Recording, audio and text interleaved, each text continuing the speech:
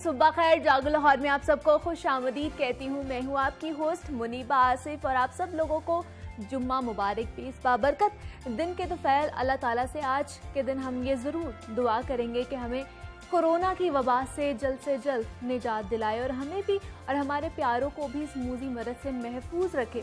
लेकिन दुआ के साथ साथ जनाब हमने अमल भी करना है इन तमाम तर चीज़ों पे। हकीकत भी यही है कि लाहौर समेत मुल्क भर में भारतीय वायरस की किस्म डेल्टा वेरिएंट तेज़ी से फैल रहा है और ये वायरस ना सिर्फ वैक्सीन ना लगवाने वालों को मुतासर कर रहा है बल्कि उन लोगों को भी अपना शिकार बना रहा है जो वैक्सीन की दोनों डोजेस भी लगवा चुके हैं। लेकिन माहिरीन तिब के मुताबिक जो लोग वैक्सीन लगवा चुके हैं उनमें कोरोना की जो अलामात हैं वो ज़्यादा संजीदा नहीं होंगी और उनका रिकवरी रेट भी नहायत तेज़ होगा, जबकि मौत के मुंह में भी जाने का खतरा उनके लिए नहायत ही कम होगा। तो जनाब अगर आपने भी अभी तक वैक्सीन नहीं लगवाई तो इंतज़ार किस बात का करें आप लोग। जब भी आप लोगों को वक्त मिलता है शनाख्ती कार्ड लेकर करीबी वैक्सीनेशन सेंटर पर आप लोगों ने पहुंचना और वैक्सीन लगवाकर ख़ुद को भी आपने महफूज बनाना है और जो वैक्सीन लगवाने के बाद SOPs पर अमल भी नहीं छोड़ना है। ये नहीं समझना कि हमने वैक्सीन लगवा लिया है तो हमने मास्क पहनना छोड़ देना है या बार बार हाथ नहीं धोने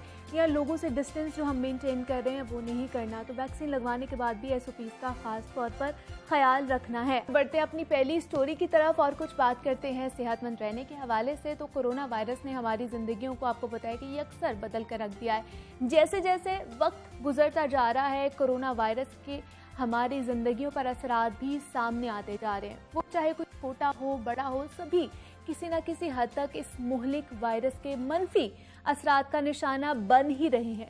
कोरोना वबा की वजह से स्कूलों में छुट्टियां होने के बाइस ज़्यादातर बच्चे जो है वो घरों पर इस वक्त मौजूद थे या महदूद होकर रह गए थे और स्कूल ना जाने की वजह से बच्चों की फ़िज़िकल एक्टिविटीज़ और आउटडोर टाइम में वाज़ेह कमी भी आई है और घरों में होने के बायस बच्चों का ज़्यादा वक्त जो था वो स्क्रीन के सामने गुजर रहा था। वो टीवी देख रहे थे, मोबाइल फ़ोन्स यूज़ कर रहे थे या दूसरे इलेक्ट्रॉनिक गैजेट्स जो है उनकी तरफ ज़्यादा उनका इंटरेस्ट था। स्क्रीन टाइम के बढ़ने की वजह से बच्चों में जो बनाई के मसाइल हैं वो जन्म ले रहे हैं। एक हालिया ही तहकीक के मुताबिक आपको बताती चलूँ कि कोरोना वायरस के 68 इस पीरियड के दौरान 68% बच्चों का आउटडोर टाइम कम हुआ, जबकि उनके स्क्रीन टाइम में 2.8 गुना इजाफा। शवाहिद ही बता रहे हैं कि जब बच्चे स्कूल नहीं जाते तो वो जिस्मानी तौर पर कम मुतहरिक होते हैं और उनका स्क्रीन टाइम ज़्यादा तवील हो जाता है, जिसकी वजह से मायूपिया समेत आंखों के कई मसाइल भी पैदा होते हैं। बढ़ता हुआ स्क्रीन टाइम बच्चों की सेहत और बिनाई पर क्या असरात मुरतब करता है, हमें किस तरह मैनेज करना है ये टाइम, इस पर बात करेंगे। हमारे साथ मौजूद हैं डॉक्टर समन अली हैं, माहिर अमराज़ चश्म है। डॉक्टर समन, मैं आपको खुश आमदीद कहती हूँ। जागो लाहौर में कैसी हैं आप? थैंक यू सो मच, बिल्कुल ठीक ठाक and thank you for calling me on to this show. Doctor Saman, आज हम बात कर रहे हैं कि बच्चों की जो आंखों के मसाइल हैं, बिनाई के मसाइल हैं वो बढ़ते जा रहे हैं और एक हालिया ही तहकीक के मुताबिक जैसे मैंने कहा कि कोरोना के बाद जो फिजिकल एक्टिविटीज़ थी बच्चों की वो कम हो गई और वो घर में रहते थे ज़्यादातर और जो उनके गैजेट्स के साथ उनका टाइम था, स्क्रीन टाइम, वो बढ़ता गया। तो मुसलसल स्क्रीन के सामने रहना बच्चों की आंखों को कितना मुतासर कर रहा है और क्या क्या मसाइल जो हैं वो उनकी पैदा हो सकते हैं? जी बिल्कुल, आप बिल्कुल ठीक फरमा रही हैं कि इस तरह ही हो रहा है कि बच्चों का जिस तरह स्क्रीन टाइम बढ़ रहा है, स्क्रीन की वजह से जो रेजेस आती हैं या जो उसका डिस्टेंस होता है, स्पेशली फ़ोन्स, बच्चे फ़ोन्स पकड़ के सारा दिन ऑलमोस्ट बैठे रहते हैं, जिसकी वजह से उनमें एक आपने जैसे बताया रिफ्रैक्टिव एरर, मायोपिया, ऐनक लगने का अमल वो बढ़ता है। जिन बच्चों को पहले से लगी हुई हैं उनका तो ये बढ़ने का चांस होता है और जिनको नहीं है उसमें भी ये इंड्यूस हो सकता है। ठीक है। और इसके अलावा जो शुआएं हैं, बच्चे ये भी करते हैं कि कम अंधेरे में, जैसे रोशनी कम है, उस कमरे में बैठे हुए फ़ोन की जी तो लाइट है उसको देखना शुरू कर देते हैं। वो चीज़ भी बहुत गलत है क्योंकि अंधेरे कमरे में लाइट जब आपकी आंख में जाती है तो पीछे वो पर्दे को भी मुतासर करती है। तो जिसकी वजह से बच्चों में ये चीज़, आंखों की जो नज़र की प्रॉब्लम है, एक तो ऐनक लगने का अमल वो ज़्यादा बढ़ रहा है। इसके अलावा पर्दे पर भी असरात इसके पड़ सकते हैं अगर वो अंधेरे कमरे में बैठे हैं। फिर वो लेट के भी फ़ोन इस्तेमाल करते हैं जो कि वो चीज़ भी सही नहीं है आंखों के लिए। आंखों की उस तरह भी नज़र कमज़ोर होती है। बच्चा अगर बुक भी पढ़ रहा है तो उसको लेट के नहीं पढ़ना चाहिए, फ़ोन तो बिल्कुल भी नहीं, क्योंकि उससे पूरा उसका बॉडी पॉस्चर, उसके नेक वो नीचे झुक के जब देखता है तब भी उसके मसल्स वीक होते हैं बॉडी के और आंखें भी उसकी कमज़ोर होती हैं। बुक को सही डिस्टेंस पे रखना चाहिए, फ़ोन भी जो बैठ के इस्तेमाल करें, लेट के बिल्कुल ना करें और कम रोशनी में भी नहीं, कम रोशनी में भी नहीं करना चाहिए। तो क्या ये डॉक्टर समन, ये जो इफेक्ट है ये परमानेंट भी होते हैं? बिल्कुल परमानेंट ही इफेक्ट है ये कि आंखों में जो अगर एक दफ़ा ऐनक लग जाती है बच्चों को, तो वो नंबर उसका बढ़ता ही जाता है विद एज, क्योंकि आंख की जो आई बॉल का साइज है, जो आंख का साइज है वो बढ़ता ही है एज के साथ, और वो मजीद उसमें एडवांसिंग ही होती रहती है। मतलब ये नहीं है कि वो रुक जाएगा, रुक सकता है, लेकिन ये कि अगर वो मजीद उसको नजर मुसलसल लगातार करीब देखते जाएंगे तो वो अमल जो है वो बढ़ता चला जाएगा। ऐनक का नंबर उनका बढ़ता जाएगा, इसीलिए उनको चेकअप भी कराना चाहिए और बच्चों को टाइमली नोट करना चाहिए पेरेंट्स को। दूसरा, मुझे मायोपिया की जैसे हम बात करते हैं डॉक्टर समन, इसके बारे में थोड़ा सा डिटेल में बताइएगा। क्या सिर्फ ऐनक लगाना ही मायोपिया की बीमारी है, इसमें और भी कंडीशंस आ सकती हैं, और क्या हम एहतियात करके इसको रिकवर कर सकते हैं? नहीं, मायोपिया जो सेल्फ बीमारी है वो है ही ये कि आप में कोई एक रिफ्रैक्टिव एरर, यानी कि उसकी नज़र कमज़ोर है, बच्चे को देखने में प्रॉब्लम आ रही है दूर की, वो ख्वाह जेनेटिक्स भी हो सकता है कि पेरेंट्स को लगी हुई है तो बच्चे में वो आ सकती है, या ना भी हो पेरेंट्स में तो वो बच्चे ये जैसे जब करीब का अमल बार बार करते रहते हैं तो उसमें ये डेवलप हो सकता है, या जब जिन बच्चों की बड़ी आंख होती है उसमें भी ये चीज़ हो जाती है, क्योंकि इसमें जो इमेज बन रहा है वो आंख के आगे बनता है, तो वही उसकी वजह से डिफरेंट है। और आपने जो जैसे पूछा कि ये बढ़ सकती है, तो ये इसका हल यही है कि इसमें ऐनक लगाई जाए, क्योंकि अगर ऐनक नहीं लगाएंगे तो ये जैसे जैसे आंख का साइज बढ़ेगा ये नंबर बढ़ता चला जाएगा। ठीक है। और दूसरा, एक ये भी रिसर्च कहती है कि जो कम उम्र बच्चे हैं उनकी नज़दीकी भी नज़र ख़राब होती जा रही है, लेकिन हम पहले ज़माने में देखते थे कि जो बहुत उम्र रसीदा लोग होते थे ना, उनकी करीब की नज़र ज़्यादातर ख़राब होती थी। अब तो बचपन से ही बच्चों की ख़राब होना शुरू होगी, इसकी क्या वजह है? इसकी वजह ये है ना कि छोटे जब बच्चे होते हैं तो आंख का साइज छोटा होता है, तो उसके हिसाब से तो उनको नंबर लगना चाहिए। अगर उनका जो एज रिलेटेड नंबर है, अगर वो नहीं लगता और डेवलपमेंट सही नहीं हो रही है आंख की, तो उसमें न्यूट्रिशन का भी रोल है सारा, और आपका जो जैसे खुराक अच्छी बच्चों को देनी चाहिए। आजकल बच्चे जंक फूड पे बहुत ज़्यादा हैं, तो बच्चों की आंख की डेवलपमेंट सही नहीं होती, जिसकी वजह से वो नंबर वहीं रह जाता है, और उसका चेकअप नहीं होता, तो बजाय बच्चों की आंख को प्रॉपर इमेज रोशनी पीछे पर्दे तक जाए वो जा नहीं सकती, और वो नज़र डेवलप नहीं होती, उनका पर्दा जो है रेटिना वो डेवलप नहीं होता। और अगर टाइमली इन तमाम बीमारियों का, खासतौर पर आंखों की बीमारियों का अगर कहा जाए, अगर टाइमली डॉक्टर से कंसल्ट ना किया जाए या उसका इलाज ना करवाया जाए, तो आगे इसकी कौन सी वर्स कंडीशन हो सकती हैं, या और भी हमें बीमारियां लाहक हो सकती हैं? बिल्कुल, जिस तरह आपने बताया कि करीब का जिन बच्चों का नंबर और वो बढ़ता भी नहीं है, मतलब आंख की बढ़ाव के साथ साथ, उसमें तो एक बीमारी है जो एम्ब्लायोपिया कहलाती है, जिसमें बिल्कुल सुस्त नज़र जिसे कहते हैं, तो वो डेवलप हो सकती है। जो मायोपिक पेशेंट्स हैं उनका नंबर अगर हम नहीं चेक कराते तो उनको धुंधलाहट नज़र आएगी, तो वो मज़ीद नंबर अगर टाइमली चेक नहीं होता तो वो बढ़ता चला जाएगा, उनकी परफॉर्मेंस ख़राब होगी और वो मज़ीद नंबर बढ़ सकता है। तो बच्चों की कितनी देर बाद टाइमली मतलब उनकी नज़र चेक करवा लेनी चाहिए? जैसे कि जिनको लग चुकी है उनको तो हर 6 माह बाद ज़रूर करानी चाहिए, और जो दूसरे बच्चे हैं जो नहीं, तो उनकी कम से कम सालाना एक मायना हो जाए, ताकि उनको पता चलता रहे, क्योंकि कुछ बच्चे आमतौर पे बिल्कुल छोटे बच्चे तो बता भी नहीं सकते। एग्जैक्टली, वो बता भी नहीं पाते। जी, ये पेरेंट्स की ड्यूटी है कि वो विजिलेंट रहें, वो ध्यान रखें कि बच्चा किस तरह से बिहेव कर रहा है और उसको क्या रिक्वायरमेंट है, क्योंकि पेरेंट्स पे एग्जैक्टली। दूसरा मुझे बताइए, जैसे अब आईज के भी मुख्तलिफ ट्रीटमेंट्स आ गए हुए हैं, लेज़र सर्जरी आ गई हुई है, पहले हम ऐनक लगाते थे, अब फिर कॉन्टैक्ट लेंसेज आ गए, अब लेज़र सर्जरी आ गई है, तो वो जिद्दत आती जा रही है। तो क्या बच्चों की भी लेज़र सर्जरी होती है, या पहले उन्हें मेडिकेशन या ऐनक पे लगाया जाता है? नहीं, बिल्कुल आप आ तो गई है डेवलपमेंट, बट ये बच्चों में 18 साल से पहले तो बिल्कुल सोचना भी नहीं चाहिए। 18 प्लस 18 से ऊपर होंगे बच्चे तो ये ऐनक जिनके, और वो भी फिर आगे क्राइटेरियाज हैं फर्दर, ये नहीं ठीक है। तो लेकिन बच्चे जब तक 18 साल के हैं उनको प्रेफरेबली तो ग्लासेस लगानी चाहिए, वरना वही बात कॉन्टैक्ट लेंसेज लगा सकते हैं। और 18 साल के बाद जब हों तो वो कुछ टेस्ट करा के, और अगर उनका नंबर बरकरार रहता है कि मतलब चेंज नहीं आ रहा उस नंबर में, तो वो फिर उस सर्जरी की तरफ जा सकते हैं। अच्छा, मतलब 18 साल से पहले बिल्कुल सोचना भी बिल्कुल भी नहीं सर्जरी का कह सकते, वो 18 साल के बाद। और दूसरा, अगर हम बात करें कि स्क्रीन टाइम बच्चों को हमने कितना देना है, कि वो एक शेड्यूल बना लें कि पूरा दिन ही नहीं आप लोगों ने गैजेट्स पे बैठे रहना या टीवी देखते रहना, कितनी देर वो स्क्रीन टाइम अपना रखें, कितनी देर वो एक्टिविटीज़ करें ताकि उनकी जो कमज़ोर पड़ती नज़र है वो ना हो? बिल्कुल, एग्जैक्टली।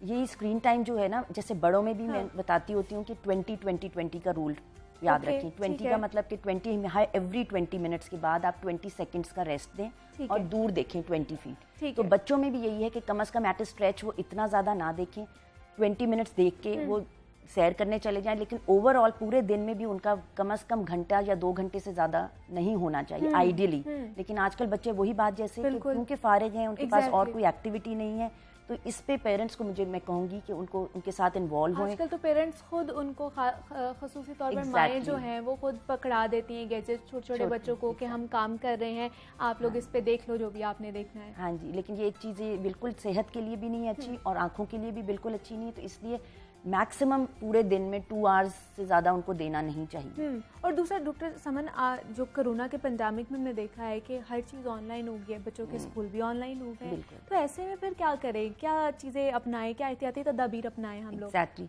इसमें ही तो ये है कि हर 20 मिनट्स के बाद बच्चे को कहना है कि जी आंखें बंद कर ले या थोड़ा सा दूर देख ले, ठीक है। उसके अलावा बार बार बच्चों की आंखें धुलवाएं। अब स्कूल का टाइम तो ऑनलाइन तो करना ही है, उसमें बीच में ग्रैप्स आते हैं, तो बच्चों को बताना है कि अपनी आंखों को ब्लिंक करें, क्योंकि जब स्क्रीन को देख रहे होते हैं तो बच्चे वो ब्लिंकिंग का प्रोसेस जो है वो स्लो डाउन हो जाता है। तो इसलिए बच्चों को हमने बताते रहना है कि आप सिर्फ स्क्रीन को मत देखो, गेम खेलते वक्त भी और वैसे क्लास के वक्त भी, कि आप ब्लिंक करना ना छोड़ो, क्योंकि उससे मजीद एक प्रॉब्लम है जो ड्राई आइज की शुरू हो गई हुई है बच्चों में, जो कि पहले नहीं होती थी। अब बच्चों को क्योंकि ये ब्लिंकिंग रेट कम हो गया है स्क्रीन टाइम की वजह से, तो अब वो ड्राइनेस की तरफ आंख जाती है, जिसमें बच्चे इरिटेट होते हैं, आंखों का बार बार झपकना, मसलते भी हैं आंखों को। बिल्कुल एग्जैक्टली, आंखों का बार बार झपकना, आंखों को रब करना, ठीक है, वो इसी वजह से होता है कि जी ये स्क्रीन टाइम बढ़ गया है। तो मायोपिया के अलावा ये दूसरी प्रॉब्लम ड्राई आइज की भी है। ड्राई आइज भी है, तो इसका क्या इलाज है, बच्चे क्या कर सकते हैं या जो पेरेंट्स हैं वो क्या एहतियात कर सकते हैं इस हवाले से? वो यही है कि आप उनको हर 20 मिनट्स के बाद गैप दिलवाएं, दूर दिखवाएं, पानी से बार बार आंखों को धोएं। अगर अल्लाह ना करे उससे भी नहीं बच्चा कंफर्टेबल होता तो फिर आप डॉक्टर से रब्ता कीजिए, वरना एहतियाती तदाबीर इस्तेमाल करने से अगर बच्चा बार बार ब्लिंक कर रहा है और बार बार धो रहा है और दूर देख रहा है, तो मतलब अपनी स्क्रीन टाइम को ब्रेकअप करना चाहिए। तो क्या डॉक्टर समन ऐसी खुराक यहाँ पर मौजूद है जो हमारे बच्चों की जो नज़र है उसको स्ट्रॉन्ग करती है? बिल्कुल जी, पाकिस्तान में क्या नहीं है। हमारे पास तो बेस्ट, और ग़िज़ा ही अच्छी हो। अच्छी मतलब ये नहीं है कि हम उसको स्पेंड बहुत कर रहे हैं और रेस्टोरेंट्स लेके जा रहे हैं, ब्रांड से खा रहे हैं। हाँ जी एग्जैक्टली, वो चीज़ नहीं है। जंक फूड का इस्तेमाल कम करें, फलों और सब्जियों का इस्तेमाल ज़्यादा करें। बच्चों की शुरू से ही उनको इस तरह की आदत डालें कि वो हरी सब्जियां का इस्तेमाल करें, गाजर का इस्तेमाल करें, फिर नट्स बहुत अच्छे होते हैं आँखों के लिए। और आपने फिर ये फलों में भी जितनी नेचुरल फ्रूट्स एंड वेजिटेबल्स हैं आप वो उसका इस्तेमाल करें। फिश ऑयल्स बहुत अच्छी हैं, मतलब बच्चों को आप वो भी दे सकते हैं सर्दियों में। मतलब इस तरह की चीज़ें आप इस्तेमाल करवाइए तो बच्चों की आंखों, और फिर कोई सप्लीमेंट्स की ज़रूरत भी नहीं रहेगी। दूसरा हम देख रहे हैं कि बच्चों में भेंगापन जो है ना, उसकी बीमारी भी बहुत ज़्यादा आम होती जा रही है। पहले हम इक्का दुक्का बच्चों में देखते थे, इसकी क्या वजूहात लगती हैं? ये भी स्क्रीन टाइम की वजह से है? नहीं, ये स्क्रीन टाइम वजह नहीं है, लेकिन ये एक अलामत है जिससे पेरेंट्स को अलर्ट होना चाहिए कि बच्चों में कोई ना कोई नज़र की प्रॉब्लम आ रही है। और ये छोटी उम्र से ही, चूँकि यहाँ हमारे यहाँ स्कूल स्क्रीनिंग का रिवाज नहीं है। बच्चे जब आइडियली अगर देखा जाए दुनिया भर में, तो जैसे ही बच्चा पैदा होता है उसकी आंख का मायना होना चाहिए। फिर वो 3 से 5 साल के बीच में हर साल उसका मतलब मायना होना चाहिए, जो स्कूल में हो सकता है बाहर के मुल्कों में, लेकिन हमें उसकी स्कूल नहीं। तो कम से कम पेरेंट्स को ये विजिलेंट रहना चाहिए, मुहतात रहना चाहिए कि जी अगर बच्चे में थोड़ा सा भी टेढ़ापन आ रहा है तो वो एक अलामत है कि जी बच्चे की नज़र कमज़ोर हो रही है। मज़ीद उससे वो ख़राबी हो तो उससे पहले उसको डॉक्टर को दिखाएं, उसको नंबर लगेगा। इसका इलाज है? जी, उसका बिल्कुल इलाज है। ज़्यादातर भेंगेपन का तो इलाज ऐनक से ही ठीक हो जाता है, ठीक है। नहीं तो एज के साथ हम उसकी सर्जरी भी कर सकते हैं। अच्छा। लेकिन पहले सबसे पहला उसका यही इलाज है कि वो एक अल्लाह ताला ने एक अलामत दे दी है, बच्चों में एक सफ़ेदी नज़र आए, बिल्कुल छोटे बच्चों में, बच्चों की आंखों का हिलना, बच्चों की आंखों में टेढ़ापन, ये सब आप मॉनिटर करें पेरेंट्स, और ये फौरन डॉक्टर को बताएं ताकि उसका बर वक्त इलाज हो, उसमें ऐनक लगे और वो बच्चे की मजीद नज़र ख़राब ना हो। और जैसे आपने बताया कि ये है इसका इलाज भी भेंगापन का, ऐनक से शुरू होता है इसका इलाज, तो कितनी देर अगर सिर्फ बच्चे को ऐनक लगा के रखें तो वो इससे रिकवर हो सकता है? रिकवरी रेट कितना है इसका?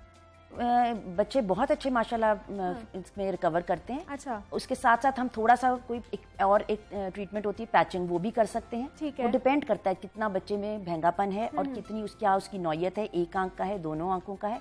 तो यही चीज़ है कि अवेयरनेस आप टीवी प्रोग्राम से दिलाइए, फिर ताकि अगर है तो उसको डॉक्टर देख के बता सकता है कि जी इसको कितने घंटे बंद भी रखना है, ऐनक का नंबर क्या है और कितनी देर तक वो आइडियली लगती रहती है उसको, वो ऐनक लगी रहेगी, आहिस्ता आहिस्ता उसका टाइम कम हो और भैंगापन काफ़ी हद तक सीधा भी हो जाता है। मतलब अगर 100% ना भी कहें तो इतना हो जाता है कि ऐनक पहन के वो नज़र नहीं आता और बच्चे की आंखें सीधी लगती हैं। लेकिन जैसे ही वो ऐनक उतारता है तो वो उसको भैंगापन होता है, आहिस्ता आहिस्ता वो मसल्स उसके स्ट्रांग होते जाते हैं। जब वो ऐनक लगा के रखता है तो वो अपनी बेहतरी की तरफ चला जाता है। और डॉक्टर समन, अभी बहुत सारे लोग आपको भी देख रहे होंगे और हमें भी देख रहे होंगे, और हमें जाते जाते ये बता दें कि मतलब अगर बच्चे की नज़र कमज़ोर हो रही है तो क्या वाज़े ऐसी अलामात हैं जो फ़ौरन तौर पर वालिदैन को पता चल जाए और वो इक़दामात उठाएं उस हवाले से? बिल्कुल ठीक।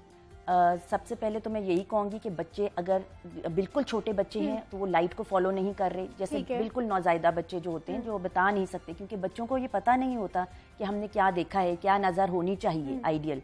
तो उनको ये कि अगर वो फिक्सेट और या फॉलो नहीं कर रहे लाइट को तो पेरेंट्स को अलर्ट हो जाना चाहिए। बच्चे आंखों को स्क्वीज़ करके, छोटी आंखें करके टीवी देख रहे हैं या पास जाके टीवी देख रहे हैं या बिला वजह गिर रहे हैं, उनको कोई बीमारी नहीं है, मतलब हेल्दी बच्चा है, वो ठोकर खा के गिर रहा है, तो मतलब इससे भी पता चलना चाहिए बच्चों पेरेंट्स को कि जी उसकी नज़र इतनी अच्छी नहीं है जो मसला हो सकता है। फिर बच्चे बार बार आंखों का रब करना, इस तरह की चीज़ें, और क्योंकि सर दर्द छोटे बच्चे नहीं बता सकते, उन्हें पता नहीं चलता, ठीक है, ये बिल्कुल छोटे बच्चों की। उससे बड़े बच्चों पे आए तो वो अगर सर दर्द की शिकायत कर रहे हैं तो हमें उसको ऐसे ही नहीं लेना, सीरियसली लेना चाहिए, बच्चे को दिखा दें। ना हो तो अच्छी बात है, कोई और वजह बनती है कि तो सिर्फ ठीक है, लेकिन पहले एक दफ़ा रिफ्रैक्टिव एरर जो जैसे बताया कि ऐनक का लगना, इसको रूल आउट करना चाहिए। तो सर में दर्द होना, ठीक है, बच्चों को स्ट्रेस फील होना या बड़ों को, ये सारी अलामात हैं जिनको हम लोगों को अलर्ट रहना चाहिए। अगर इस तरह की कोई भी बच्चों को अलामात आए तो सबसे पहले आप लोगों ने खुद नोट करना है और देन डॉक्टर से रजू करना है। शायद बच्चे की जो है बीमारी हो सकती है आंखों की। डॉक्टर समन अली हमारे साथ मौजूद थी, माहिर अमराज चश्म में। डॉक्टर समन, बहुत शुक्रिया आपका कि आपने हमें वक्त दिया और आप यहाँ पर आई हैं और आँखों के हवाले से बात कर रहे थे कि बच्चों में जो स्क्रीन टाइम है वो बढ़ता जा रहा है और नामुनासिब खुराक की वजह से भी जो आँखों की मसाइल हैं, ये जो बीमारियां हैं वो बच्चों में ज़्यादातर बढ़ती हुई नज़र आ रही हैं। तो कुछ टिप्स आज हमने आपके साथ शेयर की हैं कि आप किस तरह उनको अपना कर बच्चों को सेहतमंद बना सकते हैं। मज़ीद भी जनाब आपसे बात करेंगे, लेकिन यहाँ वक्त पर एक छोटी सी ब्रेक लेते हैं। इस ब्रेक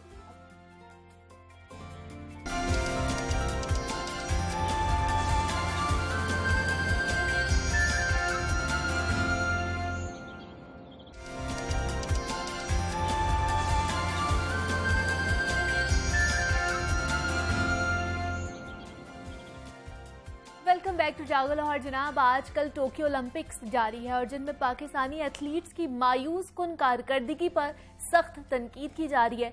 बेशतर खिलाड़ी क्वालिफाइंग राउंड से ही आगे नहीं पहुंच पाए हैं और इसमें एथलीट से ज़्यादा पाकिस्तान ओलंपिक एसोसिएशन कसूरवार है, जो इन खिलाड़ियों को बैनुल-अक़वामी सतह की सहूलियात देने से कासिर रही। और इन्हीं खेलों में कराटे भी शामिल है, जिनके खिलाड़ी 19 साल बाद ओलंपिक्स पहुंचे लेकिन वो भी क्वालिफाइंग राउंड से आगे ना बढ़ पाए।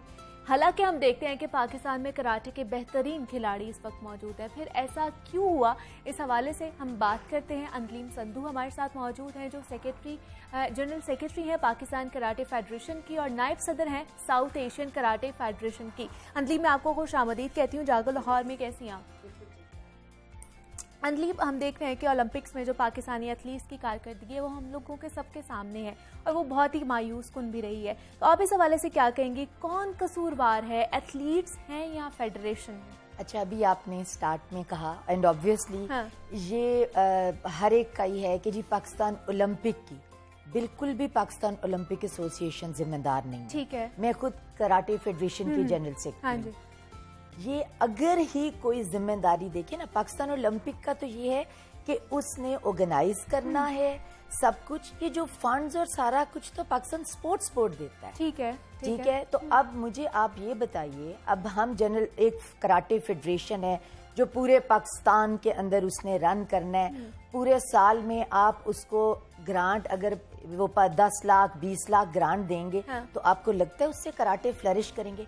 मुझे अपनी कौम की समझ नहीं आती। उनका जाहिर है बड़ी एफिलिएशन होती है, मायूस क्यों कारकर्दगी क्या, इट वाज एक्सपेक्टेड। बल्कि मैं तो कहती हूँ उससे ज्यादा बेहतर जो फिर क्वालिफाइंग में, इसलिए कि आपने फैसिलिटीज क्या प्रोवाइड की हैं, हम क्या एक्सपेक्ट करें अपने प्लेयर्स के साथ। बिल्कुल। देखिए, तो ये हमने ब्लेम अगर हम किसी को कर सकते हैं अब मैं बड़ी हमारी हाई होप्स थी। Our prime minister he himself is a sports person, बड़ा कुछ है। I am still optimistic, he is doing a lot, बड़े अच्छे काम हो रहे हैं। लेकिन स्पोर्ट्स की अगर कहा जाए तो बड़ी ही मैं मायूसी के साथ कहती हूँ कि उसमें कुछ भी नहीं हुआ। अच्छा, स्पोर्ट्स बोर्ड जो है उसने मतलब कैंप्स जो है, मैं आपको एक बात बताऊं, साउथ एशिया का कैंप लगना है, अब 10 दिन के लिए कैंप लगा रहे हैं, तो 10 दिन में आप क्या एक्सपेक्ट करेंगे? उसमें भी ये कहेंगे एथलीट्स खाना खुद से खाएंगे, तो यू नो इस किस्म की फैसिलिटीज हैं।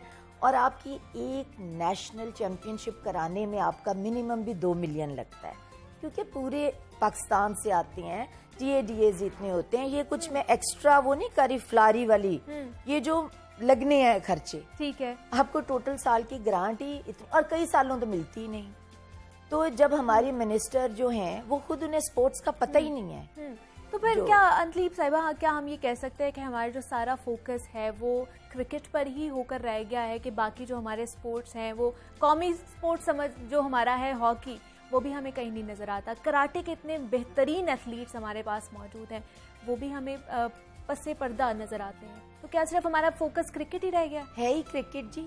यहाँ पर मैं हमेशा कहती हूँ कि किसी गांव में भी ऐसा मेलसी को पता नहीं, जो नाम भी नहीं सुना शहर का, वहां भी कोई क्रिकेट की जरा सी न्यूज हो तो पूरे मीडिया पे एक फ्लैश होता है, ठीक है। कराटे में हमारा अगर वो US ओपन कराटे चैंपियनशिप में गोल्ड मेडल या कॉमनवेल्थ में लेके आए, कोई पता ही नहीं होता, बिकॉज वो एक हाइप नहीं ना क्रिएट होती, प्रायोरिटी नहीं रही, प्रायोरिटी नहीं है। अब हमारा जो सादी अब्बास है, वैस है, नरगिस है, ये सब आप इंटरनेशनल उन्होंने लॉरेल्स अचीव किए हैं, ठीक है। अब सादी जो है वो वाहिद हमारा ये जो साउथ एशिया का प्लेयर है जो प्रीमियम लीग यानी दुनिया के 100 बड़े खिलाड़ियों में आता है, ठीक है। अब वो 10th तक भी उसकी रैंकिंग गई, बट द पॉइंट इज कि जब तक आपकी रैंकिंग का भी बड़ा टेक्निकल होता है, जितना ज्यादा इंटरनेशनल एक्सपोजर होगा उतना आपको फिर आपकी रैंकिंग ऊपर जाएगी, then you can qualify for Olympics.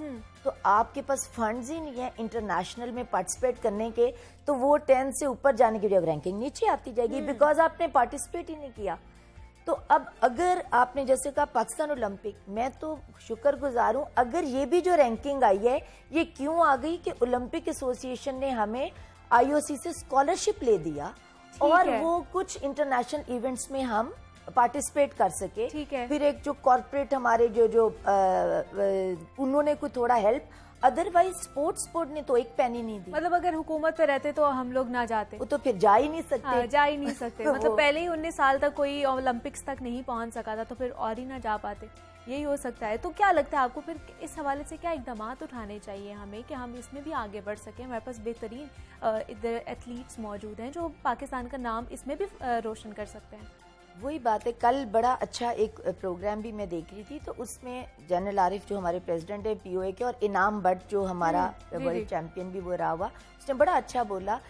वही बात है, अब आगे हमारी साउथ एशिया गेम्स आनी है, एंड आई थिंक हम भी, मैं खुद ओलंपिक का भी हिस्सा हूँ बिकॉज ऑफ कराटे फेडरेशन, उसमें भी तो वो फंड्स पूरे जी प्लान्स अगर आप कहें तो हमने सब कुछ दिए हैं, हमें ये प्लान्स चाहिए, हम अमाउंट एवरीथिंग, जैन में वो ड्यू थे और वो ने कहा गया, बड़ा अच्छी पहली दफा बात हुई कि आप इस्लामाबाद की बजाय उस जगह स्पोर्ट्स की फैसिलिटीज दें जहां से प्लेयर्स आने हैं, जैसे ये जो इनाम है और तल्ला और सब ये गुजरावाला से बिलोंग करते हैं, या सियालकोट को आप चूज करें, ये बड़ी अच्छी है।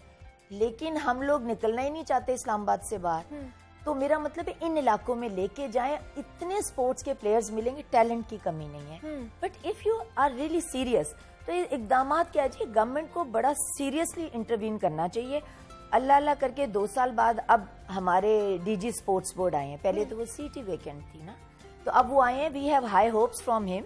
मैं एक दफा उनसे मुलाकात हुई है, he seems to be a positive person, but let's see, ये तो बिफोर टाइम है कुछ कहना। अब देखिए अक्टूबर आ गया, आपको साउथ एशिया में आप कल को कहें जी आपने मेडल, अब कराटे जो है पिछली साउथ एशिया में हम टॉप मेडल विनर्स हैं, हमने 6 गोल्ड 8 सिल्वर और 5 ब्रॉन्ज लिए। अच्छा। जितने भी स्पोर्ट्स हैं उसमें हमारे सबसे ज्यादा हैं। मैं आपको अभी कहती हूँ अगर फैसिलिटीज नहीं है कैसे लेंगे? बाकी दुनिया में स्पोर्ट्स पे पैसा खर्च करते हैं, बट यहाँ तो कोई भी नहीं है ना, अपने ओन पे बस कर रहे हैं जो कुछ कर रहे हैं, तो ये वाली चीज है।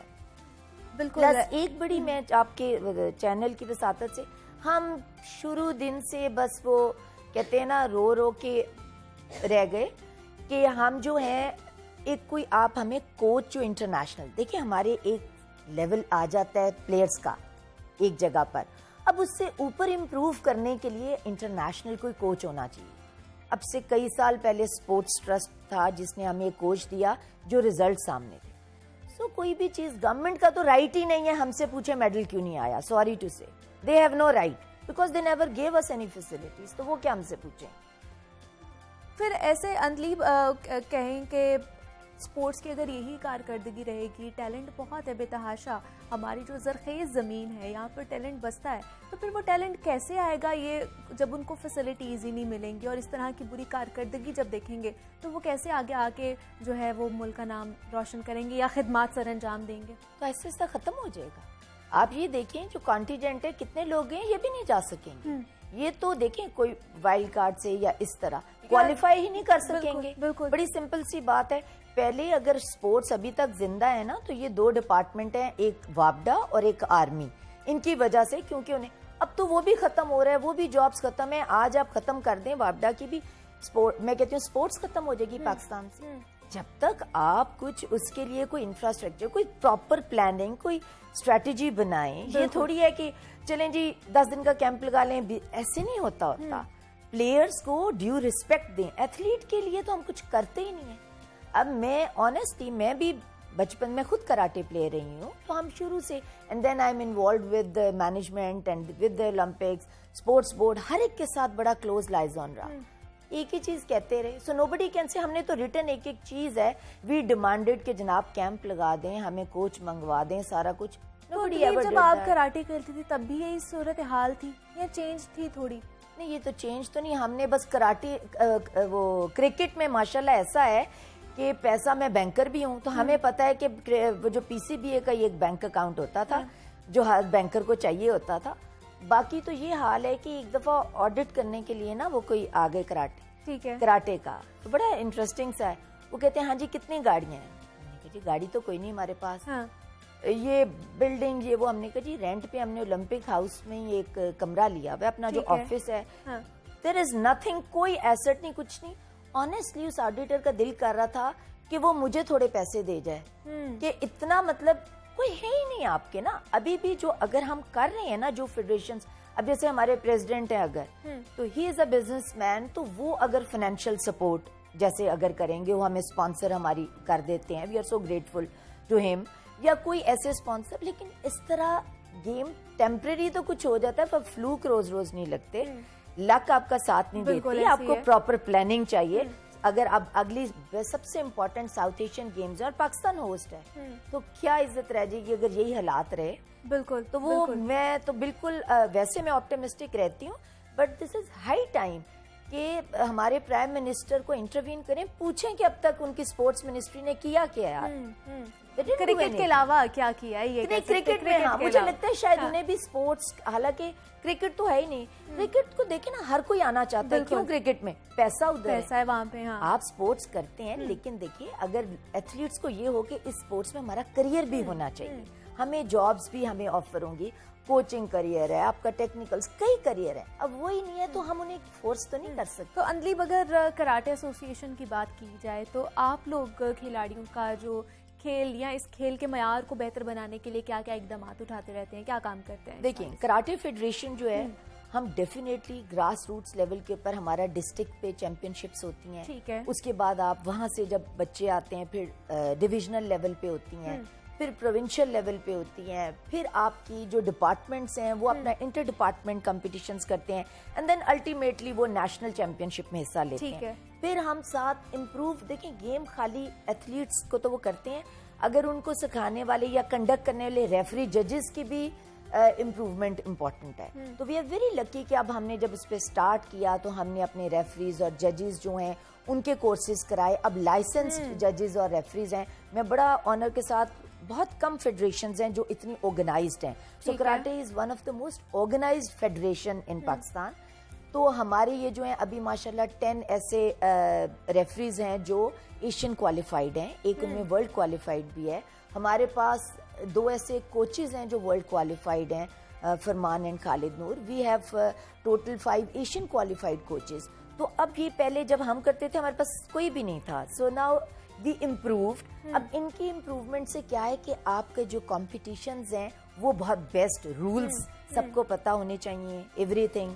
हमारी जो फीमेल जो एक है रेफरी वो भी एशियन क्वालिफाइड हुई है, ठीक है, तो जो उस्मा है। तो इस तरह we are trying our level best at our level, हम सब कुछ कर लेते हैं। अब जब उसके बाद ये गेम ने ऊपर का बाना है, जितने ज्यादा कॉम्पिटिशन्स मिलेंगे, ठीक है, ठीक है, अब वो एक लिमिट तक तो आप कर सकते हैं, उसके ऊपर जब तक आपकी, मैं ये नहीं कि सब कुछ गवर्नमेंट पे डालूं, but we are doing our homework now. This is high time कि गवर्नमेंट भी कुछ अपना रोल प्ले करे। बिल्कुल बिल्कुल ऐसे तो ही है। ये बड़ा जरूरी है आपके जितने और ग्रास रूट स्कूल लेवल पे हर जगह। मैं हमेशा कहती हूँ कि स्कूल में कोई ना कोई sports, it's not only karate, किसी स्पोर्ट्स को कंपलसरी कर दें बच्चों के लिए। बिल्कुल, ये जो भी देखे ना, जो ऐसी मुहज्जब कौमें हैं या जो ऊपर जाती हैं, स्पोर्ट्स पे बहुत ज्यादा अपने करती हैं। मुझे याद है हम एक साउथ एशियन में वहाँ गए, श्रीलंका।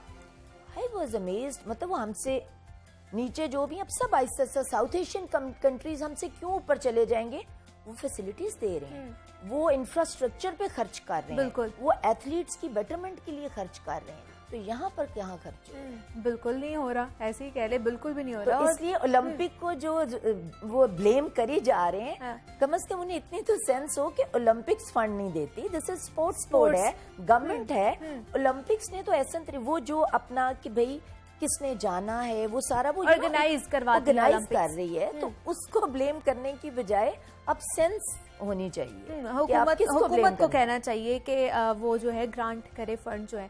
तो क्या अंतली आपको लगता है कि हमारे पास जो आलमी सतह के मुकाबलों से निपटने के लिए ट्रेनर्स मौजूद हैं, या जो ट्रेनिंग फैसिलिटीज होती हैं वो मौजूद हैं यहाँ पर? कौन सी ट्रेनिंग फैसिलिटीज? आई मीन ये वही वाली बात है, कुछ भी नहीं मौजूद है। मैं आपको साफ बात बता रही हूँ। अब आप पाकिस्तान में अगर 2-4 ऐसे क्लब्स होंगे जो बड़े वेल इक्विप्ड हैं, तो उसको आप क्या कहेंगे? मुझे याद है एक दौर होता था इस्लामाबाद में जो बड़ी अच्छी फैसिलिटीज सब कुछ। अब वहाँ मैं गई हूँ पिछले दिनों, ऐसे दुख होता है देख के, सब कुछ अब बन जाता है, उसको मेंटेन ही नहीं करते। क्यों? आप अलाउ ही नहीं करते वहाँ कैंप लगाने का, आप अलाउ ही नहीं करते फैसिलिटीज को यूज करने का, तो पड़े खराब हो जाएंगी। बिल्कुल, एक चीज आपने नई खरीदी हो, उसको आप यूज ना करें ना, तो वो उसकी लाइफ खत्म होती जाती है। ऐसे ही है। तो ऐसा नहीं है, ये तो जो देखिए अपने ओन पे जो फेडरेशन खुद अपने जो स्पॉन्सर्स करा ले कोई, और स्पॉन्सर के लिए भी मैं यहाँ बताऊं, क्रिकेट के अलावा कोई स्पॉन्सर ही नहीं आपको मिलेगा। बिल्कुल ऐसे ही। उसकी वजह है कि मीडिया क्रिकेट के अलावा किसी को प्रोजेक्ट ही नहीं करता। अब मैं आई एम वेरी हैप्पी कि थोड़ा दूसरी गेम्स को ये देखें, ये आगे तो बिल्कुल वो तो है, आप लोगों की भी हमें हेल्प चाहिए कि कराटे के, या not only karate, any other sport except cricket, ठीक है, तो वो जो है उसको जरूर उसके प्रोग्राम्स करते रहें। जैसे लीग्स हैं, हमारा बड़ा प्रीमियम लीग होनी चाहिए कराटे, यहाँ हो, मतलब एक लीग कोई भी, वो बड़े हमारा सादी बास हर वक्त वो प्लान लेके आता है, but we need funds for that, we don't have that kind of funds. ये जो टीम्स आपकी सारी क्रिकेट में तो सब कुछ मिलेगा, यहाँ क्या है वो आपको स्पॉन्सर आप ढूंढने जाएं, आपको कभी नहीं मिलेगा। तो आप क्या कहती हैं अंतलीब जाते जाते कि अगर आज के बाद अगला जो हमारा ओलंपिक्स का मुकाबला होगा, उसमें अगर हम लोगों ने बेहतरीन कारकर्दगी दिखानी है, तो आज से ही उसके बारे में या कारकर्दगी या प्रैक्टिस बेहतर करने की जरूरत नहीं है? फिर हम किसी को दूसरों को ब्लेम करने से पहले हम खुद से अपनी देखें, ब्लेम तो कर ही नहीं रहे। हम कहते हैं ब्लेम तो तब जब अपना होमवर्क कंप्लीट होना तो फिर करते हैं। तो हम ये कहते हैं, मैं पूरी वो उनकी बिहाफ पे मैं कहती हूँ, ओलंपिक्स तो अभी दूर है, 4 साल बाद। ठीक है, आज आप पहले इवेंट्स लें, साउथ एशियन है, कॉमनवेल्थ है, जो आने वाले ये आ रहे हैं, इनमें अगर आपकी तैयारी बेस्ट होगी, वो ऑटोमेटिकली ओलंपिक की तैयारी हो रही है। बिल्कुल, एग्जैक्टली। तो आप इसके लिए तो करें, आपकी खुद ब खुद ओलंपिक में क्यों नहीं है? टैलेंट इतना ज्यादा है, हम कहते हैं हम अपना पूरा की जरूरत और हम टोटली बिल्कुल गवर्नमेंट को नहीं ब्लेम करते। We are with Pakistan sports board, we are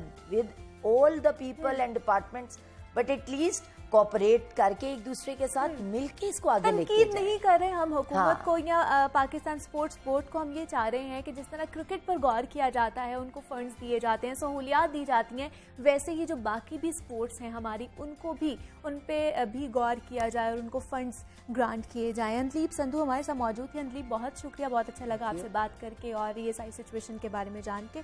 और जनाब, आप लोगों को भी पता चल गया होगा कि क्रिकेट के अलावा जो हमारे स्पोर्ट्स हैं वो कहाँ पर लैग कर रहे हैं और उनके लिए क्या क्या करने की अभी भी हमें ज़रूरत है। मज़ीद भी आपसे बात करेंगे, लेकिन यहाँ वक्त एक छोटी सी ब्रेक का मिलते हैं। इस ब्रेक के बाद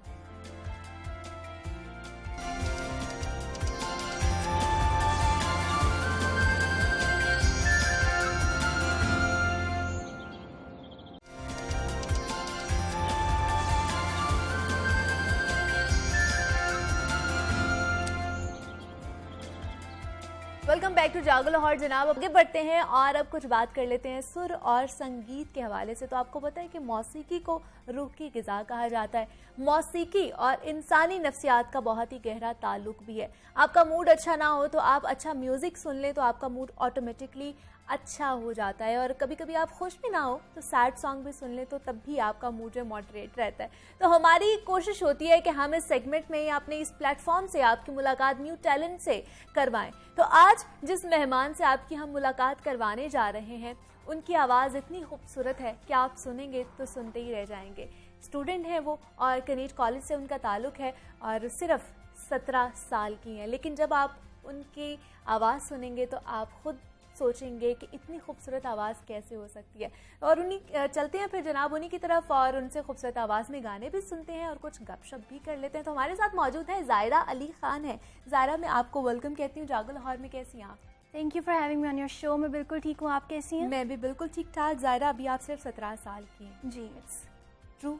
यस, इट्स ट्रू। और मतलब इतनी खूबसूरत आवाज़ आपको मैंने सुना, सोशल मीडिया पर आपको सुना, तो हमने सोचा कि क्यों ना आपको यहाँ पर बुलाया जाए और लाइव आपकी आवाज़ सुनी जाए। इतनी खूबसूरत आवाज़, और हमारे जो देखने वाले हैं वो भी आपकी आवाज़ सुने और उसके सहर में कहले के जकर जाएं। कब से शौक पड़ा ये मौसीकी का? सिंगिंग गॉड गिफ्टेड था, बचपन से ही गा रही हूँ। And I used to sing in 3rd grade. एक कंपटीशन में पार्ट लिया था जिसमें आई गॉट 3rd पोजीशन। तो उसके बाद बस उससे आगे फर्स्ट लेती गई एंड प्रैक्टिस करती रही। तो इंटरेस्ट डेवलप हो गया। फिर कनेट कॉलेज से म्यूज़िक स्टडी किया। ठीक है। तो यस। तो किस तरह का म्यूज़िक ज़्यादा पसंद है? मेलोडी, हिप हॉप, या किस तरह का ज़्यादा? I am more into pop and pop rock, but classical भी मैंने ट्रेनिंग ली हुई है। अच्छा। Classical is very important. अगर आप एक वोकलिस्ट बनना चाहते हैं तो इट्स वेरी। लेकिन ज़ायरा, क्लासिकल बहुत मुश्किल कहा जाता है। जी बिल्कुल। Is it true? Yes, it is difficult. तो किस तरह फिर आपने किया इसकी ट्रेनिंग लेते हुए? क्या क्या आपको फेस करना पड़ा? एट फर्स्ट काफ़ी मुश्किल था because when I got admission into किनेड, तो ऑल पाकिस्तान म्यूजिक कॉन्फ्रेंस होती है। वहाँ पे all over Pakistan different students आते हैं जो परफॉर्म करते हैं। तो उसमें मेरे उस्ताद अब्दुल रऊफ साहब, उन्होंने मुझे कहा कि आप क्लासिकल राग परफॉर्म करेंगी। ओके। उसमें तान होती है, पलटा, सरगम, काफ़ी डिफिकल्ट। राग एक बेसिक चीज़ है जिसके बाद म्यूजिक जो है उससे कंपोज किया जाता है राग से। तो काफ़ी डिफ़िकल्ट था। एट फर्स्ट में बहुत परेशान भी हुई थी कि व्हाट इज़ दिस, ये कैसे होगा, बट उन्होंने बहुत हेल्प की और प्रैक्टिस से आई गॉट 2nd पोजीशन अल्हम्दुलिल्लाह। Okay, that's good. तो आपका अभी रिसेंटली आसिम के साथ भी हमने देखा है कि आपने गाना गाया है, जो स्टेज है वो आपने शेयर किया उनके साथ। तो उनके साथ कैसा एक्सपीरियंस रहा? वो इत्तेफाकन थी आपकी मुलाकात आसिम अजहर के साथ या किस तरह थी वो? जी बिल्कुल इत्तेफाकन थी। उन्होंने अपने फैंस के लिए एक आसिमेट लॉन्च किया है, अपना वेबसाइट है, वहाँ पे उनके फैंस से वो इंटरेक्ट करते हैं। तो I was one of those lucky 100 fans जो उनसे मिलने वाले थे। तो प्रिटी रैंडम था, अपने माइंड में मैं सोचा हुआ था कि I have to perform with him. तो he was singing, I shouted from the crowd that I want to sing with you, and he was so humble that he shared his stage with me. तो बहुत अच्छा experience था। बहुत अच्छा experience था। आपको पसंद थे वो? उनके गाने सुनती रहती हैं आप? Yes, he is my inspiration. तो उस टाइम जो स्टेज पे आपने कौन सा गाना गाया उनके साथ? माही आजा। माही आजा। तो मेरे ख्याल से आसिम अजहर की अगर बात होगी तो एक गाना हो जाए फिर उनका। जी जरूर। कौन सा गाना सुनाएंगे आप हमें? माही आजा ही सुना जरूर। तेरी आंखों में जो मैंने देखा, क्या वो सच था मुझको बता। सारे वादे, सारी खुशियाँ तेरे बिना सब लागे अधूरा, तू जो दूर जाए दिल मेरा घबराए, है तू आई मेरी पल पल है ये सदा, तू जो दूर जाए दिल मेरा घबराए, है तू आए मेरी पल पल है ये सदा, ते हुण माहिया जा होर ना तड़पा, ते हुण माहिया जा होर ना तरसा, ते हुण माहिया जा होर ना तरसा, हुण आजा मेरे को, and I never let you go. Thank you. Very good Zaira, बहुत अच्छी आवाज़ है, बहुत खूबसूरत आवाज़ है।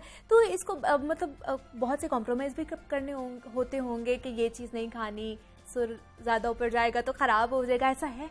ऐसा बिल्कुल है, लेकिन मैं बिल्कुल नहीं करती। सिंगर्स के लिए मोस्टली होता है कि राइस से थोड़ा सा आप दूर रहें, कोल्ड ड्रिंक्स वगैरह, कोल्ड ड्रिंक्स का मैं थोड़ा ध्यान रखती हूँ, बट बाकी रखना चाहिए, बिल्कुल रखना चाहिए ताकि आपके जो सुर हैं वो ऊपर नीचे ना हो जाए। दूसरा, घर वालों ने सपोर्ट किया, पेरेंट्स ने आपको सपोर्ट किया जब आपने कहा कि मुझे म्यूजिक करना है? जी, बहुत सपोर्टिव है, मेरी मदर बहुत सपोर्टिव है, फादर भी बहुत सपोर्टिव है, तो अल्हम्दुलिल्लाह बहुत सपोर्ट किया उन्होंने। बहुत सपोर्ट किया और अभी तक सपोर्ट करते आ रहे हैं। बिल्कुल। तो ज़ायरा, कभी घर में ऐसा एक्सपीरियंस हुआ हो कि गैदरिंग हुई हो और या वैसे ही आप बाहर सो के बाहर उठ के आई हो और मामा पापा ने फरमाइश कर दी हो कि ज़ायरा हमें आज ये वाला गाना सुनाए? All the time. अच्छा।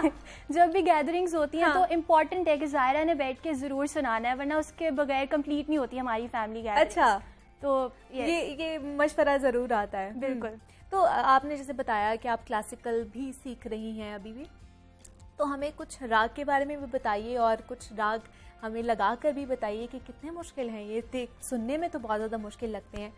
जी, राग जो है वो बेसिक चीज़ है, म्यूज़िक में सबसे बेसिक चीज़ राग ही है, उसी से आप अपने सॉन्ग्स कंपोज करते हैं। ठीक है। और बहुत सारे राग हैं, और राग परफॉर्म करने के लिए स्पेशल इंस्ट्रूमेंट्स का होना बहुत ज़रूरी है कंपनी करने के लिए, क्योंकि एक प्रॉपर मूड होता है राग का और राग की टाइमिंग भी होती है। हाँ। तो अभी सुना देती हूँ आपको, एक राग है, बहुत खूबसूरत राग है, राग मालकोस। ओके, तो थोड़ा सा वो गुनगुना के सुना देती हूँ। मुख मोड़ मोड़ मुस्काते जात, मुख मोड़ मोड़ मुस्काते जात, अत चबेली नार कर बते सिंगार, अत चबेली नार कर बते सिंगार, मुख मोड़ मोड़ मुस्काते जात, बाहु की अखियाँ रसीली मन भाई, सनी धनी धम धनी धम गम ग सनी सा धनी सा गम ग सा, वाहु की अखियाँ रसीली मन भाई, या विधवा सुंदर कहलाई, चली जात सब सखियाँ साथ, मुख मोड़ मोड़ मुस्कात जात। वाह वाह, क्या बात ज़ायरा, बेहतरीन हो गया। ज़ायरा, आपके फ्रेंड्स भी होंगे, फ्रेंड सर्कल होगा, कहते नहीं है कि ये क्या तुम राग गा रही हो, अब हमें हिप हॉप का ज़माना है, पॉप म्यूज़िक का ज़माना है, कभी उन्होंने कहा फ्रेंड्स ने? बिल्कुल ऐसी है, लेकिन आई थिंक वर्सेटैलिटी बहुत इंपॉर्टेंट है आपके लिए, तो क्लासिकल भी आना चाहिए, पॉप भी आना चाहिए। अच्छा। समटाइम्स जब उनका क्लासिकल का मूड होता है, क्लासिकल सुना देती हूँ, इवन कि मेरी फ्रेंड्स को याद हो गया मेरे सारे राग। ओके। इतनी प्रैक्टिस करती हूँ उनके सामने, पॉप भी सुना देती हूँ, काफ़ी सपोर्टिव हैं वो इस मामले में। सपोर्टिव हैं वो भी। तो घर में कितनी देर आप इन चीज़ों की या राग की कितनी प्रैक्टिस करती हो? रियाज बहुत ज़्यादा इम्पॉर्टेंट है, और समटाइम्स करती हूँ, समटाइम्स नहीं भी करती। अच्छा। अपने सोशल मीडिया पे मैं डेली अपलोड करती हूँ कवर्स, तो उसी में भी प्रैक्टिस हो जाती है। शाम को sometimes I do practice ragas. तो अभी आप अपना कोई लाउंज करने जा रही हो, कोई सोचा हो दिमाग में कि फ्यूचर में मैंने अपना गाना जो है लाउंज करना? मैंने 16 इयर्स की एज में एन ईयर बैक अपना एक ओरिजिनल निकाला था। अच्छा। जो मैंने खुद कंपोज किया था और अपने फ़ोन पे म्यूज़िक बनाया था। That's great. तो अब मेरे प्लान्स हैं कुछ लिखे हुए हैं सॉन्ग्स जो मैं आगे इंशाल्लाह ज़रूर रिलीज़ करूँगी प्रॉपर वे से। That's good. और हमारी जो फीमेल आर्टिस्ट कह लें या गुलकारा जो हमारी हैं, उनमें कौन पसंद है आपको ज़्यादा? किन से इंस्पिरेशन आपने लिया? Madam Noor Jehan and ma'am Nazia Hassan बहुत इंस्पायर करती हैं मुझे, बहुत इंस्पायर करती हैं आपको। तो अभी मेरे ख्याल से गुफ्तगू भी करते रहेंगे, एक और गाना सुन लें आपसे ज़ायरा। जी ज़रूर। कौन सा सुनाना चाहूँगी? मैं आपसे एक रिक्वेस्ट करती हूँ, ये सुनाएं हमें कहाँ हो तुम चले आओ। जी ज़रूर जनाब, बेहतरीन। तुम्हारी बेरुखी एक दिन हमारी जान ले लेगी, तुम्हारी बेरुखी एक दिन हमारी जान ले लेगी, कसम तुमको जरा सोचो, कसम तुमको जरा सोचो कि दस्तूरे वफा क्या है, गमे दुनिया से घबरा कर तुम्हें दिल ने पुकारा है, कहाँ हो तुम चले आओ, मोहब्बत का तकाज़ा है, कहाँ हो तुम। बेहतरीन, ज़बरदस्त ज़ायरा, बहुत ही खूबसूरत। तो ज़ायरा, जैसे कि आपने बताया कि आपने इसी को आगे परस्यू करना है और म्यूज़िक ही करना है, तो क्या सोचा है, पाकिस्तान से ही करना है या कहीं बाहर जाके सीखोगी, हायर स्टडीज़ के लिए वहाँ जाओगे? First of all I am not Khan, सब यही एज्यूम कर लेते हैं कि मैं खान हूँ। हाँ, तो यस, ठीक है। अच्छा, दूसरा ये कि पाकिस्तान से ऑफ कोर्स, क्योंकि ईस्टर्न म्यूज़िक में ही मैंने आगे जाना है, तो आई थिंक पाकिस्तान के अलावा ईस्टर्न में, पाकिस्तान में बेस्ट ट्रेनिंग लूँगी, तो पाकिस्तान में। तो सोचा हुआ है कहाँ से करनी है, मतलब किस इंस्टीट्यूट से करनी है? जी, NCA का प्लान है इंशाल्लाह। ओके, और वहाँ से किससे सीखोगी, मतलब उस्ताद का भी फिर आपने सोचा होगा, अभी जैसे आप अब्दुल रऊफ साहब से कर रहे हैं जी, तो उसके बाद किससे सीखोगी? वहाँ पे उनका म्यूजिक कॉलेज ही डिपार्टमेंट है, तो ऑब्वियसली वहाँ पे काफ़ी उस्ताद अवेलेबल हैं, तो ठीक है, वहीं से सीखोगी। तो अभी तक अगर कॉम्पिटिशन्स की बात की जाए तो कितने कॉम्पिटिशन में हिस्सा ले चुकी है अभी आप? ऑनलाइन तो काफ़ी कॉम्पिटिशन्स में पार्ट लिया है, और अगर ऑनलाइन के अलावा देखा जाए ये तो पंजामिक के दौरान? जी बिल्कुल। शुजा हैदर सर ने कंपटीशन अपना किया था, उसमें अल्हम्दुलिल्लाह टॉप 12 में मैं आई थी। आप आई थी? ऑल ओवर द वर्ल्ड, मतलब दुनिया से सारे लोग आए होंगे। कितने लोग वहाँ पे मैक्सिमम आए होंगे? बहुत ज़्यादा, लाइक 1000+ एंट्रीज या उससे भी ज़्यादा है गेस। ओके, तो उसमें 20 में आना, फर्स्ट 12 में आना, जनाब ये बहुत बड़ी बात है। तो फिर वो कैसा था कंपटीशन, और किस तरह के गाने गाए आपने उसमें?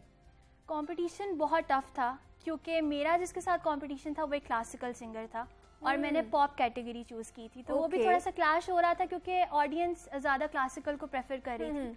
लेकिन बहुत अच्छा overall, Shuja sir was really nice, team बहुत अच्छी थी, तो बहुत अच्छा एक्सपीरियंस। तो ये ऑनलाइन ही हुआ था? जी, ऑनलाइन हुआ था। और इसके अलावा अगर कॉलेज की तरफ से, कनेट कॉलेज से आप पढ़ रही हैं, तो उनकी तरफ से भी कॉम्पिटिशन्स होते रहते हैं ज़ायरा? हाँ जी, होते रहते हैं। उनमें भी आप पार्टिसिपेट करती हैं? और क्या महसूस होता है जब आपके फ्रेंड सर्कल में पता चलता है, इवन दो कि आपके जब टीचर्स आपको मुबारकबाद देती हैं या पजीराई करती हैं, तो किस तरह का फीलिंग होती है वो आपको? बहुत अच्छी फीलिंग होती है, बहुत सपोर्टिव हैं सारे मेरे टीचर्स, मेरे फ्रेंड्स, तो काफ़ी अच्छा फील होता है कि they are proud of me, that is very nice. तो न्यू टैलेंट को एडमायर करती हैं ज़ायरा आप? जैसे कि आयमा बेग हो गई, उन्होंने बहुत कम वक्त में अपना बहुत बड़ा नाम बना लिया है। बिल्कुल बिल्कुल। तो मतलब अगर न्यू टैलेंट में बात की जाए तो किसको ज़्यादा आप चाहती हैं कि उनके साथ अगर आपको कोलैब करना पड़े सिंगिंग में, तो किसके साथ करेंगी? आयमा बेग के साथ, मोमिना मुस्तहसन एंड यशल। यशल, और यशल की अगर बात होगी तो यशल का भी एक गाना सुन ले आपसे फिर। जी ज़रूर ज़रूर। सजना सुनाएंगे आप हमें? जी चल। इट्स ओरिजिनली रिटन बाय सप्टेन खालिद, उन्होंने परफॉर्म किया था, it's covered by Yashal. Okay, ठीक है जी। तेरे धोखे ने सजड़ा मैनू मार मुकाया, मैं मरते गईया फिर सा क्यों आया, जग नू रवाया मैं तेनू हसाया, फिर भी पल्ले कुछ नहीं आया, तेरी यादा सहारे मैं जीते लवांगी, ऐ ज़हर जुदाई एक गम तू सी देता, 100 गम आप पाले, सबकी तासी अपना तेरे हवाले। तेरे धोखे ने सजना मैनू मार मुकाया।